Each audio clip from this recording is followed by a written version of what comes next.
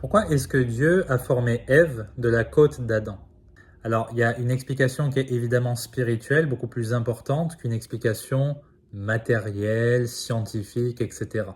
L'explication scientifique, c'est pas que les hommes aujourd'hui, ils marchent avec une côte en moins. Je vous assure qu'il y a beaucoup de gens dans l'histoire qui ont cru ça pendant longtemps, et c'est tout à fait risible, mais plutôt que c'est le seul os du corps, la côte, qui est capable d'une certaine forme de régénération.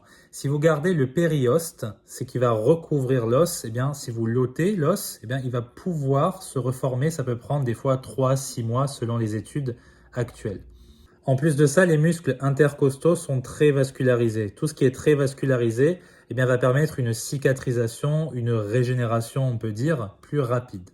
Donc Adam, il n'a pas vécu avec une déficience considérable ou terrible, puisque ça aurait pu guérir en plusieurs mois, peut-être en plusieurs années, on ne sait pas. Maintenant, l'explication spirituelle qui est bien plus importante, c'est que en fait, Ève, c'est une aide pour Adam, c'est une aide nécessaire pour Adam déjà. Donc ça veut dire que ce n'est pas un récit misogyne, certainement pas. Il n'est pas bon pour l'homme de rester seul, il avait besoin d'une aide. Moi par exemple, je suis très content d'avoir mon épouse, c'est une aide pour moi, hein. Je ne pourrais pas vivre sans elle. Vous voyez, on peut avoir une analogie comme ça par rapport au mariage.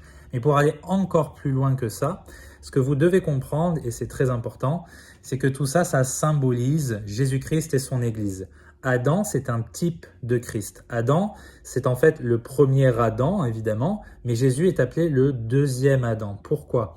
Eh bien parce que Adam, par un péché, il a fait entrer la mort dans le monde, et Jésus, par un seul acte de justice, il a fait entrer la grâce dans ce monde, la possibilité d'avoir la vie éternelle si nous croyons en lui. Et la Bible dit que là où le péché a abondé, la grâce a surabondé. Du coup, quel rapport avec la côte et avec Ève, etc. Nous faisons un avec lui, nous sommes la chair de sa chair, et plus tard, nous allons épouser le Christ, nous sommes l'Église de Dieu qui va se préparer pour les noces de l'agneau, puisque nous allons épouser le Christ quand nous serons au paradis. Voilà l'explication spirituelle. Et tout ça était déjà préfiguré dans l'histoire d'Adam et Ève et de leur mariage. Voilà un petit tour d'horizon rapide. Que Dieu vous bénisse.